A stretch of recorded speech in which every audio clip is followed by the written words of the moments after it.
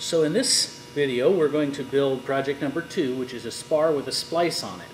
And we're going to begin with a 16-inch by 24-inch piece of 6061 T6 40 inch material. So I'm going to come across here and I'm going to mark my 16 inches on each side so I can take this off on the shear. I want to be as precise as I can be because that's going to help me with my final dimensions of my project. Everything lined up, and we have our material. One thing you need to know about this material is that this material has a little layer of plastic on each side, and we want to leave that layer of plastic on as long as possible because that keeps our material from getting all scratched up while we work with it. So the last thing we'll do is take the plastic off. Now, the first thing we have to do on this particular project is we have to calculate where the bends are going to go. Now, we need to know our setback and our bend allowance for this particular project, and when we calculate our setback and bend allowance, we talked about how to do that. We're going to come up with a setback of 0.164 and a bend allowance of 0.224. We talked about the math earlier, so in the lab here I'm not going to explain the math, but you're going to have to go back and make sure you know where all these numbers come from. Suffice it to say that our spar profile, the piece we need to bend all the way around here before it's bent, needs to be 5.788 inches. So I'm going to grab my caliper and set to 5.788 inches right here, and I'm going to make my cut at that 5.788 inches. Now, it's tempting to just use this as a scribe, but it's better if you go ahead and use a marker. So I've got a tiny little mark here, 5.788 inches right there, and right here. Next task is to cut this off at the 5.788 inch mark.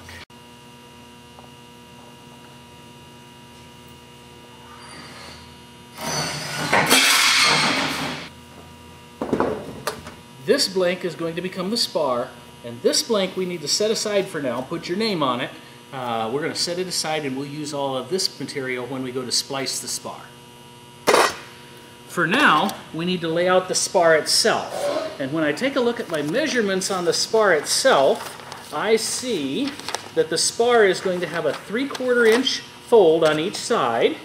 Here's my measurements. 3/4 inch wide, 4.5 inches deep, and 3/4 of an inch wide.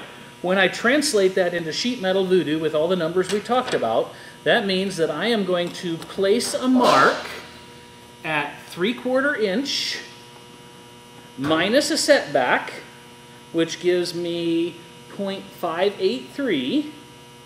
So 0.583 inches plus a bend radius, 0.125. And that's going to give me 0.708 from each edge. 0.708 inches, sight line 1, and I'm just going to make a mark on this side. Since this is symmetrical, I'll make the same mark on the other side. Sight line 2, sight line 3, and sight line 4. Now, you don't need to make these other marks on your aluminum, but it helps for you to understand if we go ahead and put in our bend tangent lines, where the bend is going to begin and where the bend is going to end. Our bend tangent lines are at 0.583, so our bend is going to begin at 0.583,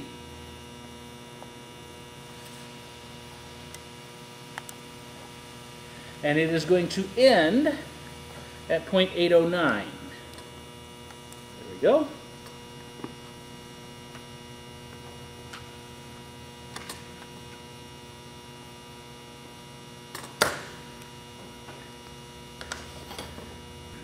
So the black mark here is where my sight line is going to be to bend this, and the red lines are where my bend is going to begin and end.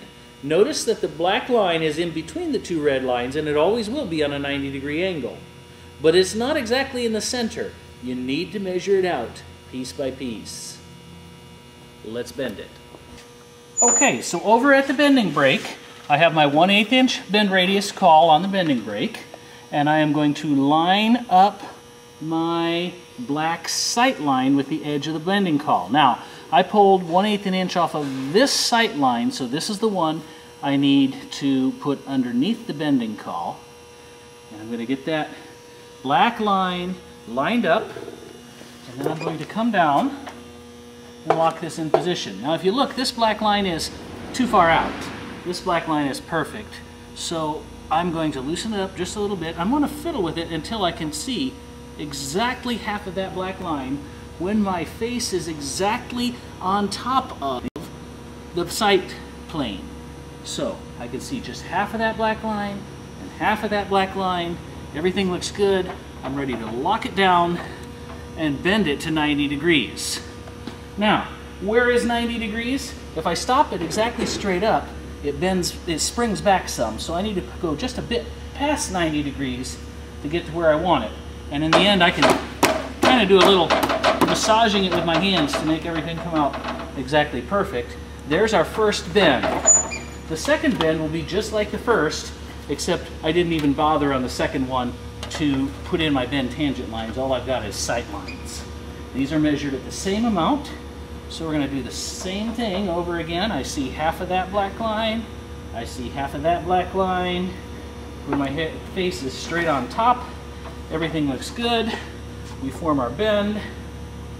We make it to 90 degrees. I massage it till I'm happy with it. And we have formed the basic blank to our spar.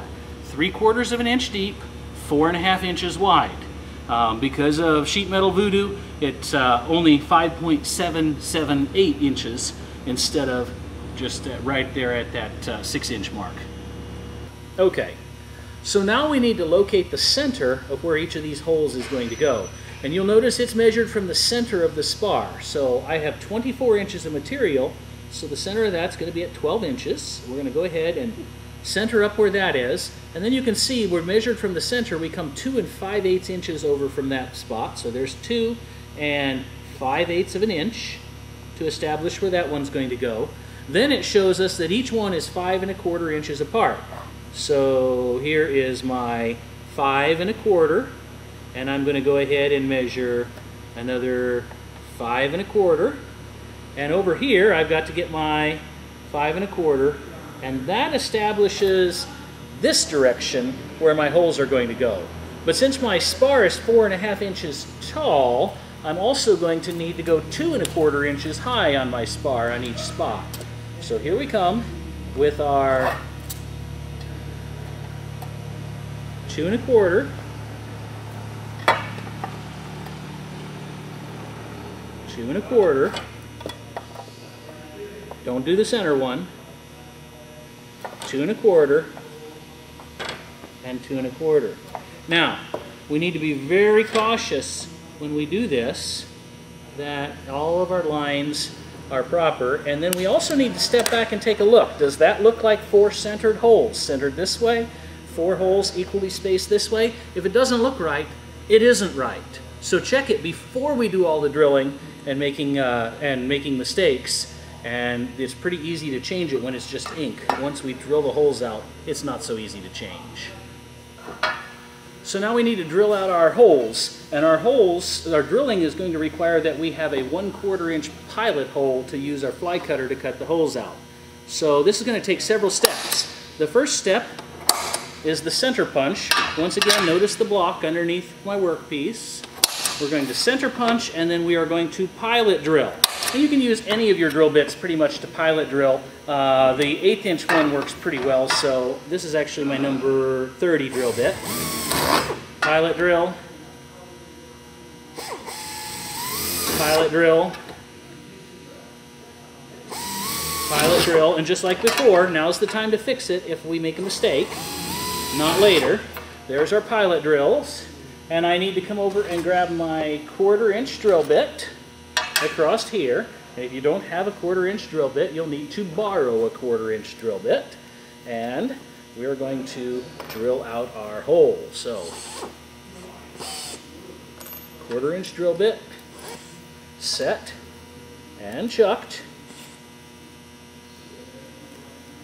1/4-inch holes set. 1, 2, 3, 4, and now we're ready for our circle cutter. Alright, it's time for us to cut the 2-inch circles that are going to form our flanges. And to check the size of our circle cutter, we're going to use our caliper and go around the outside of the 1/4-inch pilot down to the inside. And this should be a 1-inch radius plus the radius of our 1/4-inch bit. So this should be 1 1/8 an inch if we're going to set it in the proper range. And it is exactly 1 1/8 of an inch, so I don't have to adjust it. If I did, I'd use an Allen key to loosen that up here. I like it when it's properly adjusted though. This goes in our drill press. And we set our drill press to slow. You do not want this thing spinning rapidly. This thing will massively mess up your knuckles and make you have a finger that looks like mine. So I'm going to turn on the drill press and slow it down. And you'll notice a little green line right across the top. That's where I want you to have this set when you do this cut. The next thing I need you to do is put a piece of wood on top of the table because I don't want that cutter cutting into the table. So the piece of wood is going to come across here and it's going to go down onto the table. So now we're ready to do the drilling, and one of the things I'm going to do is I'm going to make sure that this workpiece can't spin. Normally I like to use clamps, but someone's removed our clamps, so we're just going to go straight by hand here. When we do this cut, we're going to try to cut until we just see the hole cutter begin to break through. Then we'll finish by punching it with our fingers. So here we are, lining everything up.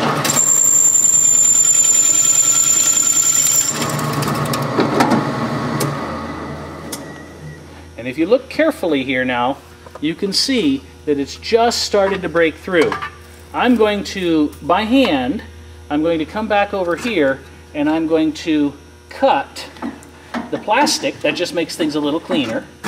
And now, I don't know if you can see, but I can punch this piece out with my thumb, just kind of like opening a soda bottle. And that's the way to make the cut perfect.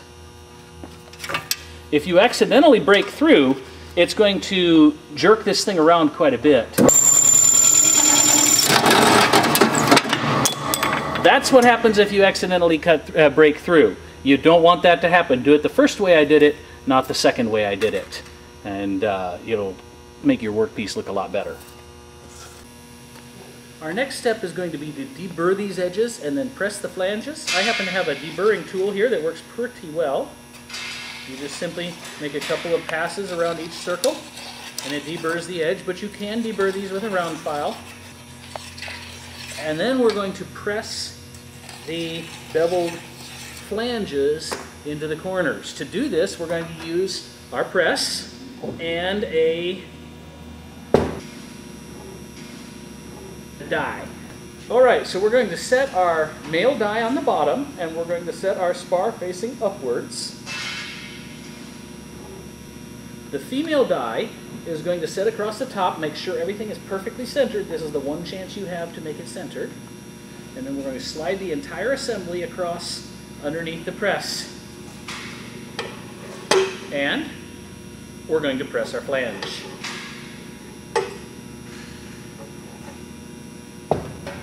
It doesn't take a lot of force, but it does require that you be pretty careful and that you keep everything centered up. If you allow this die not to be in the center, you're going to get some pretty lousy looking flanges. So we're going to press all 4 of these, one at a time.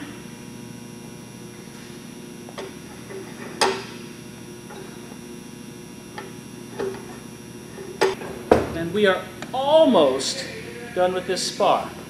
However, there's one thing that we still need to do. You'll notice that when we press these flanges up, other areas pressed outward and we no longer have a flat sheet of aluminum. So we need to flatten that sheet of aluminum, and to do that we're going to use a little bit of carpet in our same flange.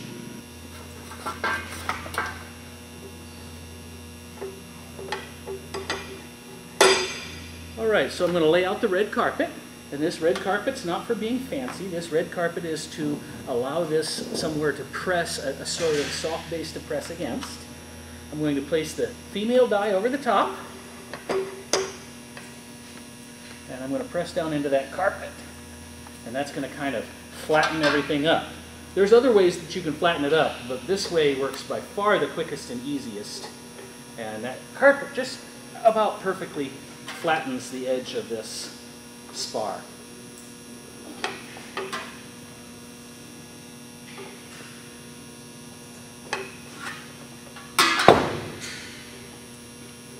So here we have the basic spar completely formed. The only thing we have left to do is drill corners along the drill holes along the flange, and also deburr and round our corners. Before we drill these flange holes is to locate where they are, and they start at the very center. So just like we did before, it's 24 inches, so the center is at 12. That's my center mark, and I'm going to mark out at 3/4 of an inch each direction. And as I mark out at that 3/4 of an inch each direction, there's 3/4, 3/4, 3/4, 3/4, and we'll just keep running at that 3/4 range.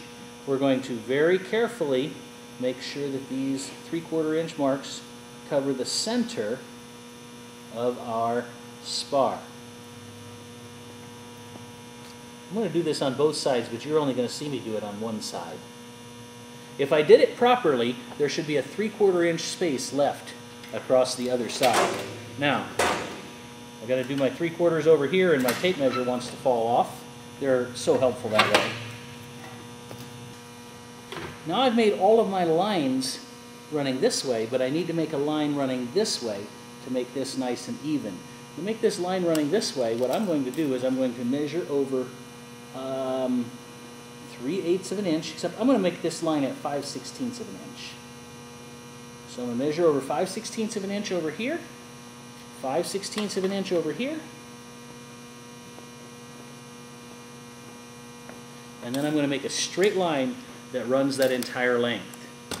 There's several different ways to make the straight line. For myself,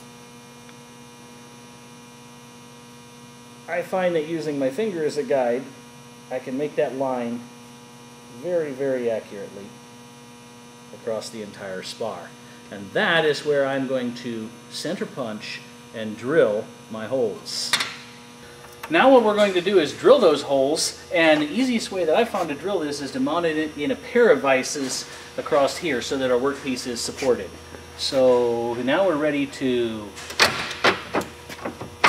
tighten our workpiece a little more. Now we're ready to punch and drill our holes.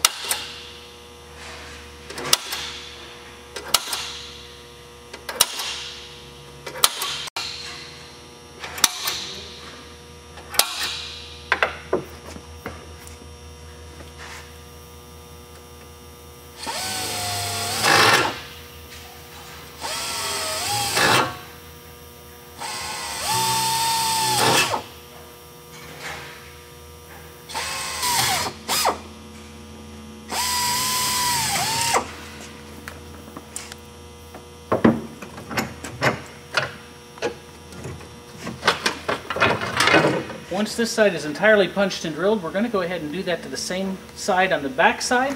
But I want to tell you about one of the mistakes that probably happens to more people than anything else on this particular spar. And that is that they don't line up their hole pattern on the center. And if those holes don't line up, it's going to be really hard to patch those holes and make them line up later. So once again, when we lay out the hole pattern, it begins at the center. This should be 24 inches, so the middle hole should be exactly at 12. Alright, I went ahead and drilled out that other side, which I didn't bother to show you because it's really boring. And you'll get to find out all about it when you do it, when you do the boring stuff. And then what I did is I rounded my corners and I deburred my edges and I deburred all my holes. So everything should be good to go. This would be time to put this part in service, and this would be the time that we would take the plastic off. And so you see how my scratchy old nasty part turns into this beautiful new part because I've retained the plastic. And one of the things that makes it look professional, in fact one of the things that makes it be professional, is that we have not damaged that sheet metal. We have no scratches.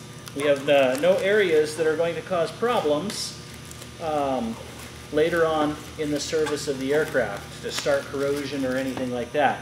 So here's our beautiful brand new part, and this would be installed inside the airplane, and the airplane would go around flying and all of that. But we have to not only make this part, we have to repair the part. So I need it to get damaged. And in my particular case, we're going to damage that part, and yours will look a whole lot like that. We got a little crack that starts here, and it runs out and goes to about there. There's my crack, my damage, and we are going to repair this crack using the Cessna service manual. And I've included a copy of the Cessna service manual, and it has a typical way of repairing the crack on the spar. We're going to go through doing that, but I'm going to also demonstrate how to do that. The first thing we're going to need to do is we're going to need to form the long angles. And those long angles, according to our packet, which has given us a lot of the specifics on that, those long angles are 11¼ inches long, and they're 23/30 seconds by 23/30 seconds. So we're going to have to lay out exactly what that's going to be.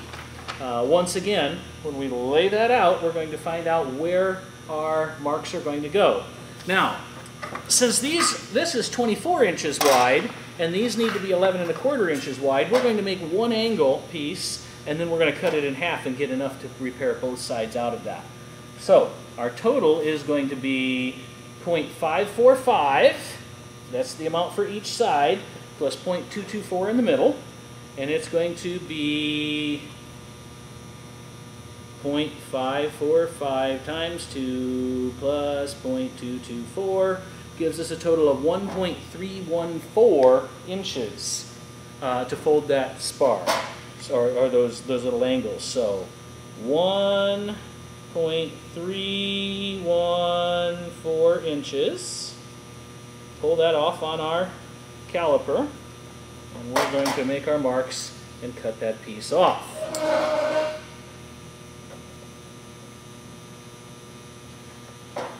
One.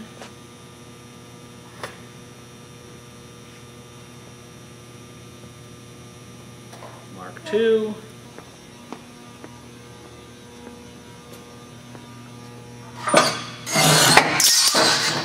Here's the piece we're going to make our angle out of. And our bend line, our sight line, is going to be formed at 0.545 plus 0.125, or 0.67 inches. So each of these is going to be at 0.67 inches. Now, I need to know which side I'm measuring from, because the side I measure from is the side I'm going to stick into the brake. So I'm going to put a little X on this side. That's the side I'm going to measure from. And I'm going to go 0.67 inches. And this is going to form my sight line that I'm going to see when I make that bend. Here's the sight line on this side. And here's the sight line on this side. Let's check this one. Yep, it's good. Okay. And we're going to go over to the bending brake, and we're going to bend this on the bending brake, just like we bent the last piece. Okay, putting this into the bending brake, I put this side with the X in first, because that's the direction I pulled my lines off, my measurements off of. I swing that in until I can see half of that mark when my eye is straight above. Again, I tighten it up, and I bend my 90 degrees.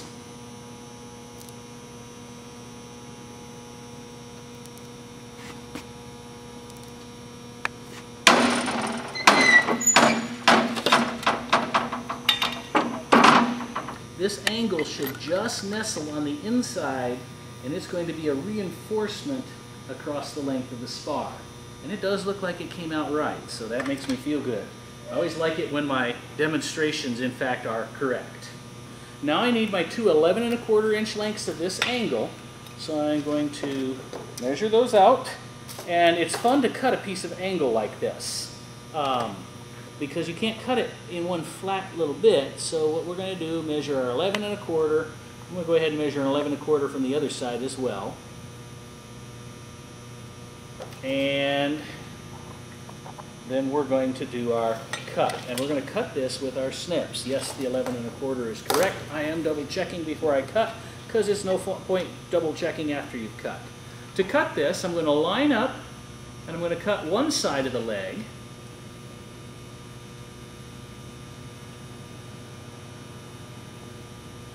And then I'm going to turn, and I'm going to line up, and I'm going to cut the other side of the leg, right up to the center. You'll notice that the center didn't quite get cut, but that really isn't a problem, because this aluminum will break that last little tiny bit really easily. And once it breaks, I can flatten this whole thing up with a file. Just like everything else I've done, I'm going to take and I'm going to round these corners and deburr all these edges before I install them in my part. And we don't need to watch this whole process. Alright, I finished deburring my edges and I finished rounding my corners, and now we're ready to talk about installing these angles, or actually finishing forming these angles. Now, a lot of people would probably wonder, why am I forming these angles before I cut the damaged section out of my spar? And the answer is, I need these holes to be exactly aligned the same way that they were before. And if I were to just cut the center section out, I wouldn't know exactly where to put these. I might be off by a few hundredths of an inch, and that's too much in the sheet metal world. So what I need to do is I need to place these angles in position, and I'm going to drill them against the holes that already exist in the spar. Now, I'm going to line these up, and I no longer care about measurements with my ruler so much as I care about measurements with my holes. And I'm going to be working according to how many holes I have. If I cut this properly, it should exactly span between sets of holes. So you can see right there, it spans between this set of holes to this set of holes. And I'm going to line this up, and then I need to make sure that it is really, really firmly in position, because otherwise when I drill my holes, they're not going to line up perfectly. So I'm going to take this, and in a very awkward manner, I'm going to clamp this into the corner. I'm going to clamp it into the corner this direction, and I'm going to clamp it into the corner the other direction, so that it's nice and firm. It's tight on both sides, both ways, up in that corner, and only then am I going to be ready to start doing my drilling. Now, luckily, I don't have to lay these holes out again, because I've done that, and all you have to do is lay out the holes once. The holes are ready to go, and I just simply use the drill and drill along the holes. So here we are, nice and tight, drilling our first hole. And now we are ready for Mr. Cleco pliers again. And we're going to Cleco these in place as we drill our holes. Now there's no need to put a whole bunch of Clecos on it, but we do want we do want enough to make sure that it stays nice and tight. So one Cleco on one side, one Cleco on the other side. I'm going to go ahead and get a couple of Clecos in near these clamps, and then I can get the clamps out of my way, and I can really cruise. One Cleco will go there, one Cleco will go there, and that's probably enough Clecos to secure this while I do the remainder of my drilling. Shoot, let's go ahead and put one more Cleco on here. What's the harm? You can't put too many Clecos on something.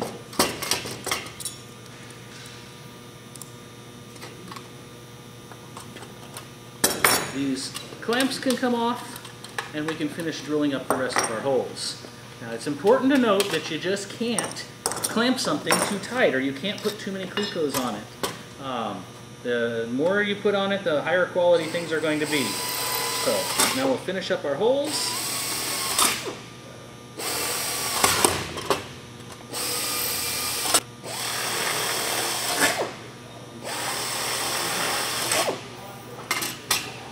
And now it's time to mark where this piece goes, because this piece could go any number of different ways in any number of different spots. So I'm going to grab my marker, and I'm going to put a great big green dot over here and a green dot over here to remind myself that that's how these pieces go.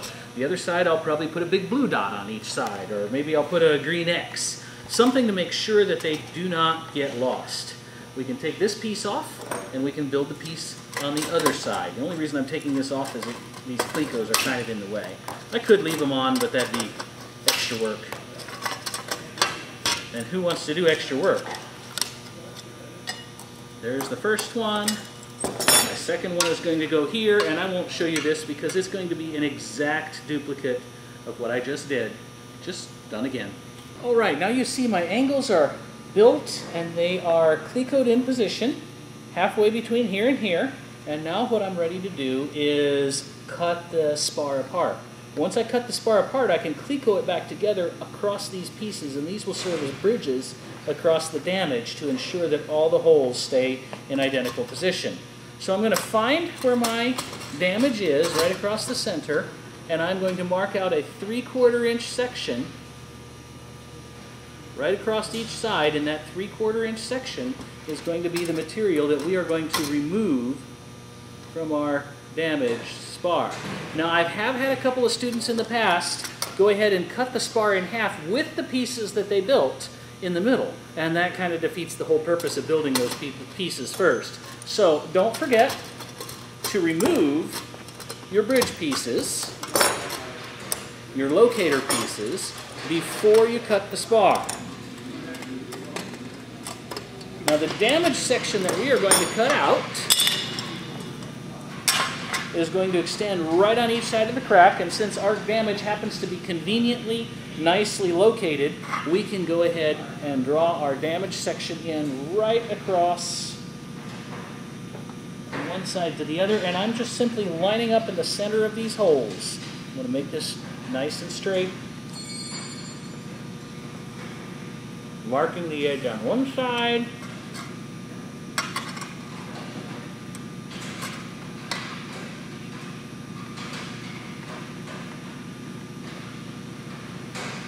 marking the edge on the other side,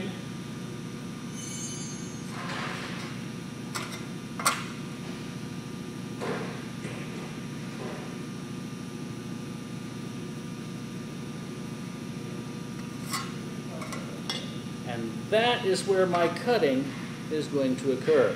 Now, there's some easier ways to do this cutting and there's some harder ways to do this cutting, and I'm going to show you the easier way to do this cutting. However, any way that you can do it where you don't damage the spar is not in and of itself incorrect. We're going to use the bandsaw. On our bandsaw cut, we're going to run right up the center. We're not going to run on either of these red lines because the bandsaw tears and leaves jaggy stuff, and we don't want to do that. Also, warn yourself that this bandsaw is going to be loud. You might want to wear hearing protection for the bandsaw cut. Keep your fingers away from the bandsaw as well.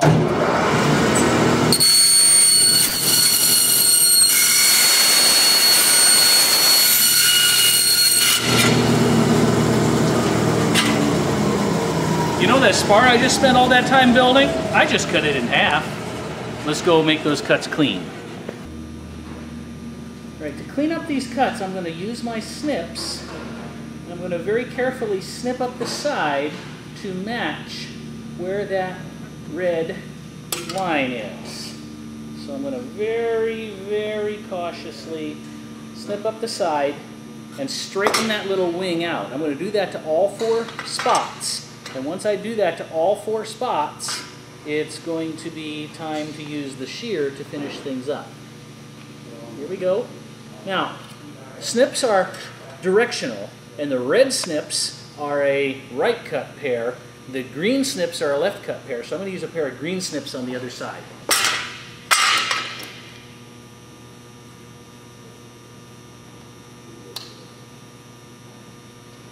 So there's my green snip pair, and it comes up around the corner. My red snip pair came up around the other corner. I'm going to very carefully cut it in such a way as to lift that last little tab, and I can come all the way around the corner. But now I'm going to go over and I'm going to use the the shear to finish this off perfectly straight. So shears can only cut things that are flat. So I've flattened the two edges, and now I can stick this in the back of the shear all the way up to the edge where I've bent those down. Make sure your fingers are well clear, and you can shear that off, and it should leave you with a perfect cut across the top. We're going to do that again for the other one. Hold it in position. Make sure that each flange is all the way against the table. Shear that off, and we have our very nice cut. Now, just like everything else, I can't forget that I need to deburr and round my corners. But once that's done, I'm going to be ready to reassemble this spar with the damaged section cut out of the spar. So here's where my spar goes. I find my blue dot and I line it up against my blue dot. And I use my Cleco pliers to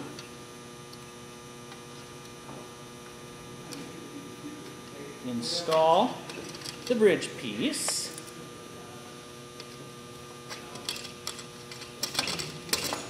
And this is going to hold the spar exactly in the same position as it used to occupy. The only difference is that now the damage is gone. So here's my green dot, and my green dot lines up against my green dot.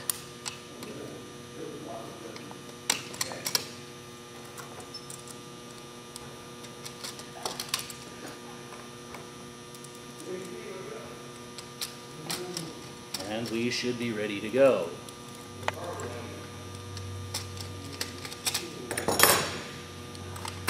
Our next job is going to be building the filler piece that goes over the inside, because we don't want to leave it with nothing in between, or our little bridge pieces might crimp. So we're going to make a filler piece out of the same material that this had. We're going to bend it and we're going to put it in place. Now you may ask yourself, how do you make a filler piece? And we could use all the same math that we use to bend the spar and do that, but I'm going to do this without math, because sometimes without math is nicer. So I'm going to take and measure how wide my piece needs to be, and I should leave about enough material loose. I should leave it about loose enough that I can wedge a fingernail in between it. So I don't want it to be quite wedged tight. I want a little itty bit of clearance allowed. And I'm just going to go ahead and cut this very big and long when I cut it. And then we'll cut it off at both ends. So there's my 2 marks. I go over to the shear and cut it, but you don't need to watch that. So I made my first one, and I wasn't happy with how that fit. It was too loose. So I went ahead and made a second piece, and this piece has just about the right amount of play in it. I can get my thumbnail down in between it and the other area and the other piece, and so I know I've got about the right amount of play. Now what I'm going to do is I'm going to fold this piece, and I'm just going to guess where my fold needs to go. I don't know exactly where it is. I'm going to make it a little bit long, and then I'm just going to chop it off with my snips so that it matches. And this technique of fold it and then chop it off, this saves you from having to do a lot of math. So I'm going to make my fold somewhere around here, and that's going to be longer than I need it to be.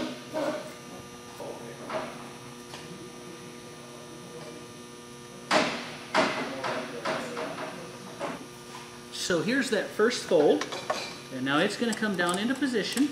And it's a little longer than it needs to be, like we said, but we know how to chop that off with a pair of snips. Now this comes down here where it's supposed to go, and we are going to mark the sight line where this goes. And to mark the sight line, we're going to sight right down this edge, right here.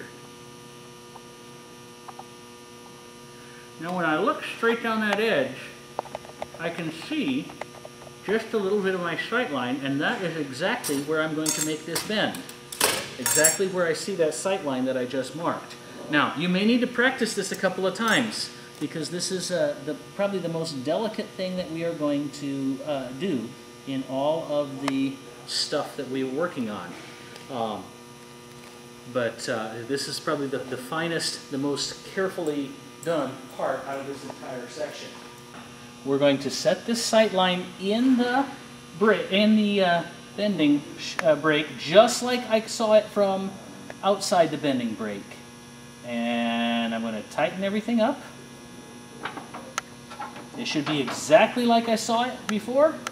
And I'm going to go ahead and make that bend. Push it to wherever is good. And that piece should just exactly fit our spar, if I did it right. So here we are, and our piece does in fact just fit our spar, just like we said it ought to. I'm going to hold it down on the table, make sure everything is pressed into position, and I'm going to mark where we need to do our cutoffs. I'm just going to mark this side, mark this side, and now all I've got to do, I'm also going to mark where this fits on the spar, just so I don't have to play the puzzle over and over again. I'm going to take my snips, and I'm going to snip it right off on that line. Remember, you can always snip it a little shorter, but it's hard to snip it back longer again. When you do that, snip, so make sure you've got it correct. And there is our snipped part. This is the piece that fills in and replaces the damaged section. Right there. And it fits as it should fit. Now what we need to do is round its corners, and we're going to have to drill it in position, just like the other ones were drilled in position, to take its rivet in the center. The problem is, if I use a regular drill, it's going to be really hard to figure out where this particular piece, where this hole starts. I want to use the hole from the other side, so I'm going to get out a specialty drill, and I have an angle drill that will reach into that quite nicely. Alright, this angle drill will allow me to come backwards and drill in and cleco in this part, just exactly as it needs to go.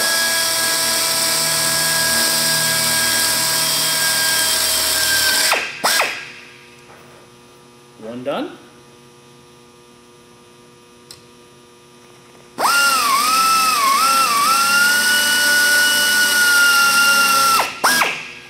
There we are.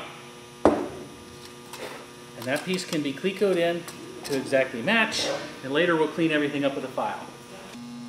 Now that we've put together the two reinforcing corners and we built the patch plate, we need to build the front and back doublers. And those front and back doublers are 11 1/4 inches long and 4 1/8 inch wide, and I can read that right off the plans. So once again, we're going to make two of them because they'll fit in the 24-inch piece, and then we'll work from there. So we need 4 1/8 inches wide,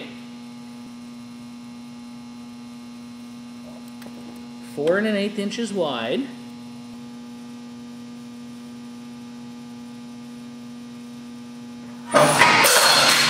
and check for fit.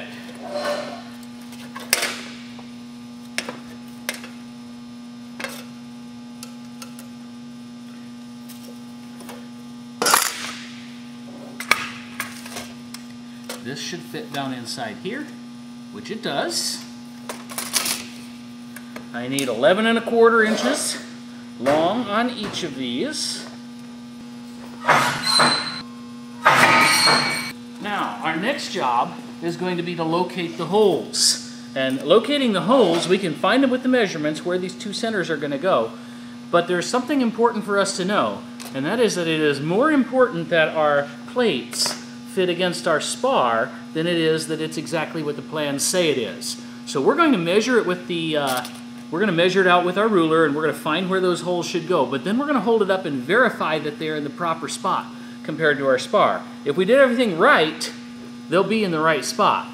But it's more important that they fit than that they be correct. So once again, measuring off the center of my plate. Now this plate is 11 1/4, so the center is 5 5/8. That sets up my center line. And then from my 5 5/8, I come over 2 5/8 inches on each side to find the centers.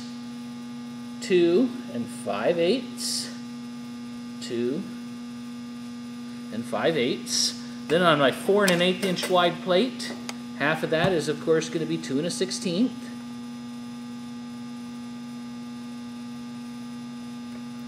So there's my center here.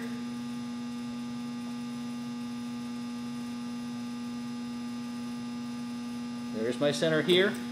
And now we do our reality check. Don't ever forget to do your reality check. and that is to see how close this fits the real part. So I'm going to slide this part in, center everything up nicely. That's centered,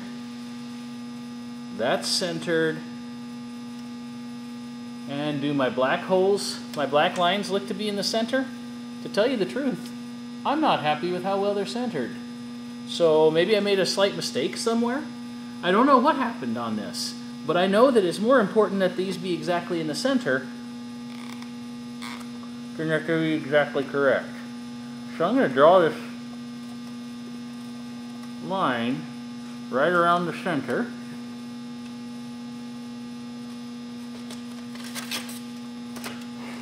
And that's what is going to be the center of my holes. My holes are going to go right in the center where they went.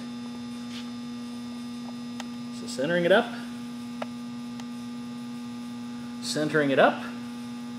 and verifying. Let me just verify measurement-wise that I didn't let that slip sideways, and that isn't what's going on. Okay, I got just over 1 1/16. I got just under 1. So yeah, that's what happened. This is actually the accurate one. I let the whole thing slide sideways. So we're going to put our center marks right across there. Now we're going to make both of these plates at the same time, because one's going to go on the top and one's going to go on the bottom. And there's really no point for us doing each one separately. So we're going to go ahead and we're going to punch this, and we're going to drill through both plates at the same time. There's no reason for us not to get it all done in one fell swoop. So there we are. We're going to drill with our number 30 bit.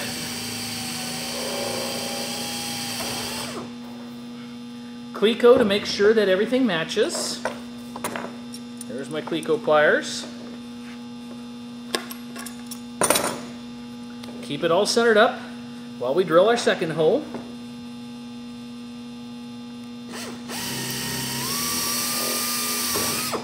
No need to drill a third hole on this, but we are going to need to enlarge it to 1/4 inch because we're going to use that fly cutter again.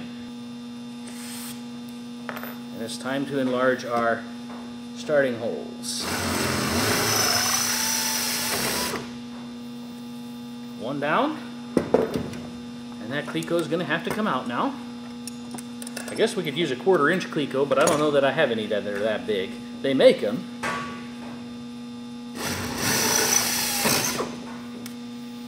And now it's time for us to cut the next hole.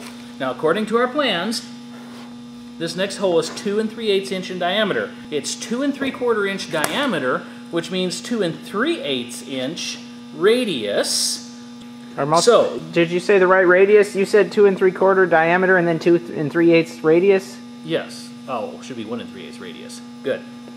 All right, so this hole is supposed to be 2 3/4 inches in diameter, which means it's going to be 1 3/8 an inch of radius.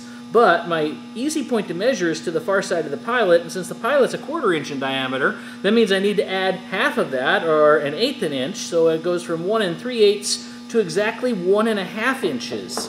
I need this measurement to be 1 1/2 inches from where I begin in order to set this to the proper spot, from this side all the way to there. So I've got to go a ways. Luckily, it's not that hard.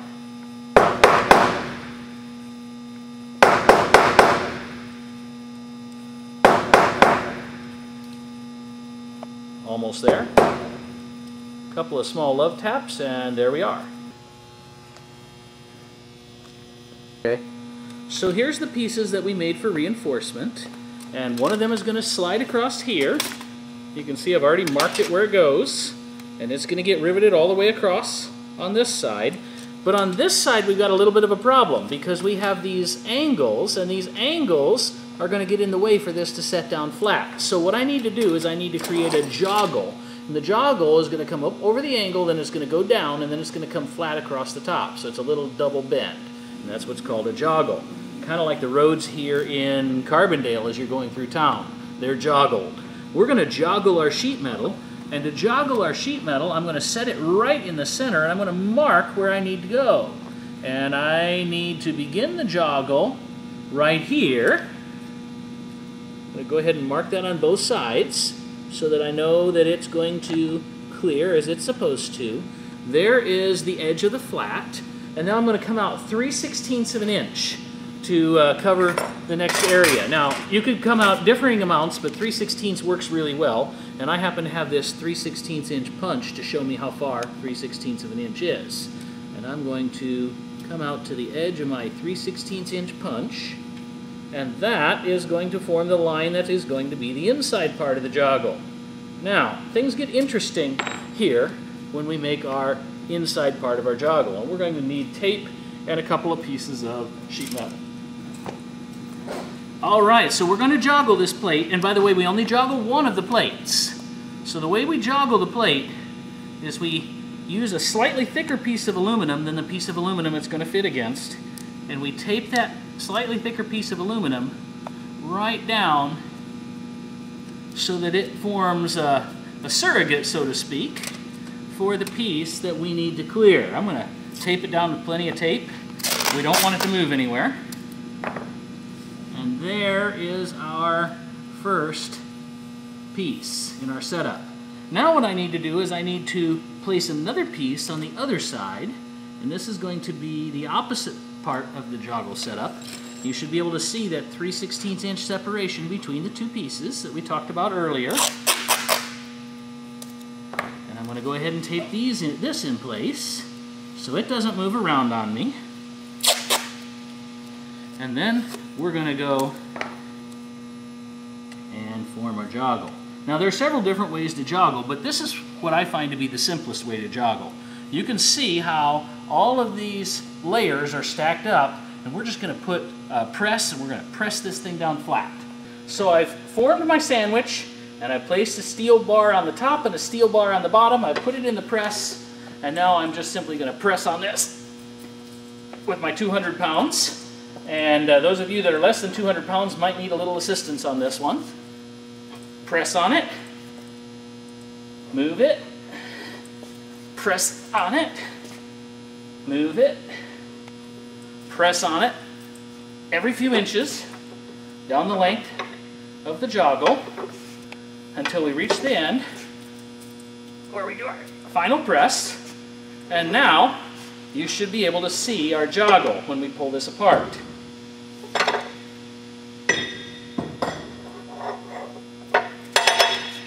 When you look carefully here, you'll see that all that squishing has forced this piece to take on two bends in the shape of the joggle that we were discussing.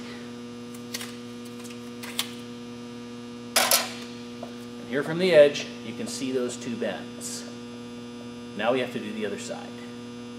Both joggles have been made, and I'll try and pull this piece of tape off without peeling my plastic. Got to remove our joggle plates. And we should be able to take this piece in, and it should fit down nice and flat now over our entire process, our entire area. So the last thing we're going to need to do is we're going to need to rivet all these together. And we've got to rivet them together, but we've got to rivet them together pretty carefully. I talked earlier about how now we're going to measure by rivets instead of by inches, and we're going to make a row of rivets every line, beginning with one rivet on the side, a row of rivets running across. So this is going to form a regular network of rivets. And to form that row of rivets, I'm just simply going to come across here and mark at each 3/4 inch spot right along where each one of those rivets began. I'm going to mark across there.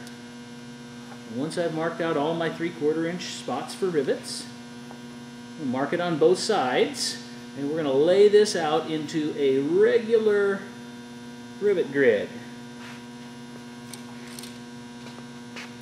The more time we spend on this, the better we can make it look, the more professional things will appear, and the higher our grade will be since this is a graded project.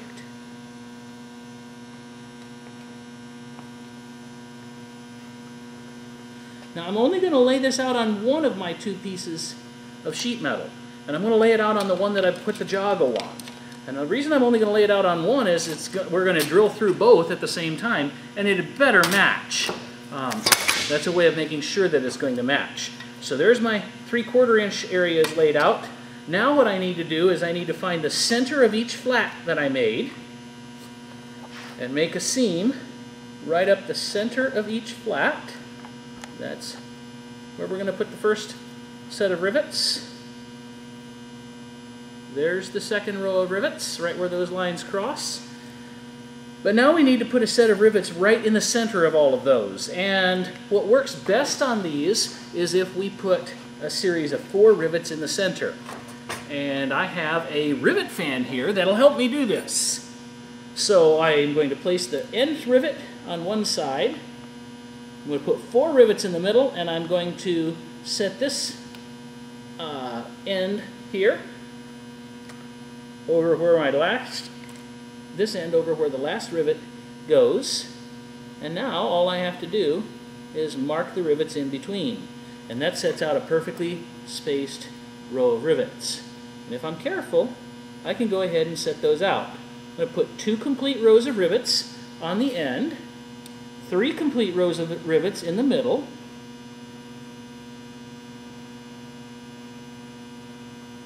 and then 2 more complete rows of rivets on the end. So there's all of my rivets marked. But the next thing I need to do is I need to find these corners here. Unfortunately, they'll get too close to my holes if I just simply put them in the exact spot where they would appear to go. So what I'm going to need to do with these is I'm going to need to cheat them over a little bit so that they stay in line with the rest of the rivets, but at least a 1/4 inch away from the holes. So these ones are kind of just eyed in. Again, they have to stay at least a 1/4 inch. So I'm following the same row, but I'm making it so it's a 1/4 inch away from the edge. And those are my cheated rivets. Now I've got to make my sandwich. I've formed all my pieces at this point, and I've got to make the sandwich up so that I can drill everything at once, and all the holes are going to fit properly. And what I found is the best way to do this is to hold it in rough position, reach out with these little C-clamps, and tighten them in almost the right position. Now you're not going to be perfect, and so don't tighten them really tight, but just put them on loosely and to hold everything. And once they're loosely in position, we're going to make sure that all of our plates are centered up exactly where they're supposed to be. Now I can see right now that this plate needs to be pushed a little bit this way. Actually quite a little bit this way. And now it's centered up as it ought to be. Let's come back into the inside. I want to make sure that I don't crimp up against the edges. This plate is now where it ought to be. So now I'm going to tighten these clamps, and I'm going to check one more time just in case anything moved. I can take this and hold it up and move backwards and forwards to make sure that everything stays aligned. And when I've got it how I want it, I'm going to be ready to center punch it and then drill it and cleco it and move on. And that's going to take us quite a while, so let's get started. So now we're going to center punch and then drill our holes. And what I'm going to try and do is spread a few of them out over the project so that as soon as I've got the clecos in, I can take these clamps off.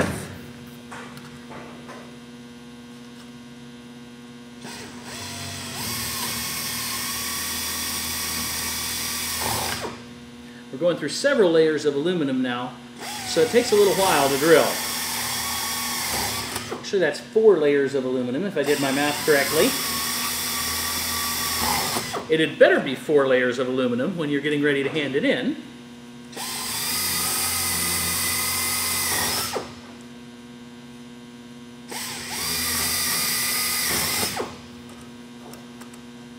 And you better not drill my table either.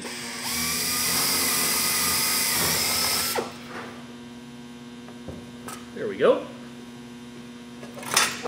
I'm going to go ahead and cleco these in, and I'm going to cleco them from the back side because my clecos are going to form a nice little stand for me to work with while I finish drilling.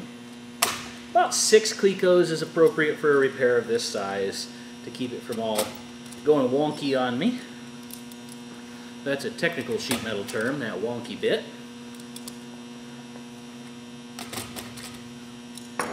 And now I can move those boards.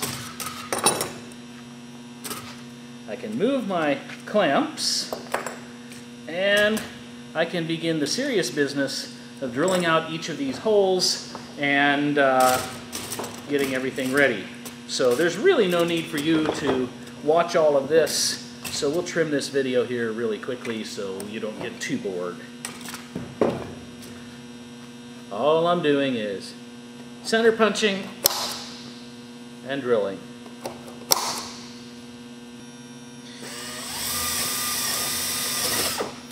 There we are, all the holes drilled, and that took a while.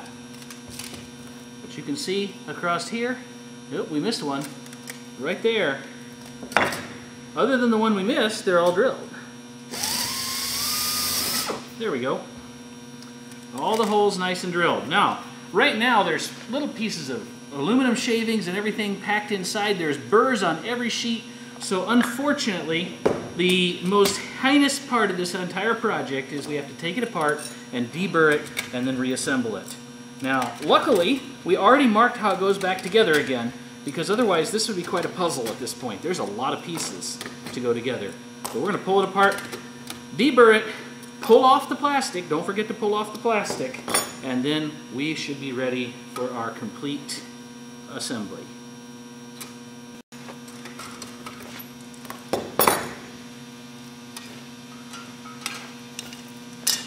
There's all of our pieces. Deburr time. So all we have left to do is rivet this thing together. Now, one thing you do need to be aware of, there's 4 layers of aluminum on the outside rows and only 3 layers of aluminum on the inside rows. So we've talked about how to select your rivet lengths before, and I'll let you do the selecting on the rivet length, but make sure you select properly.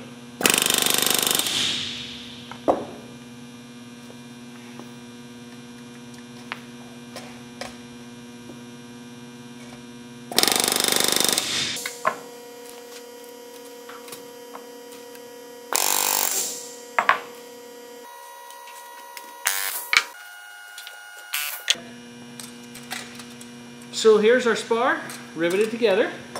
This is a Cessna maintenance manual spar splice, and you do not rivet along the last edge for this project, but if we were doing this on a real aircraft, we would now take this and very carefully rivet it into the aircraft. That's why it was so important that our holes stay in exactly the same positions as they were.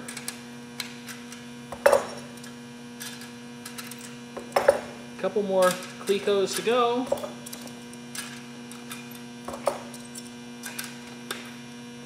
And this splice spar is just as strong as the original spar was. How do I know? The book says so.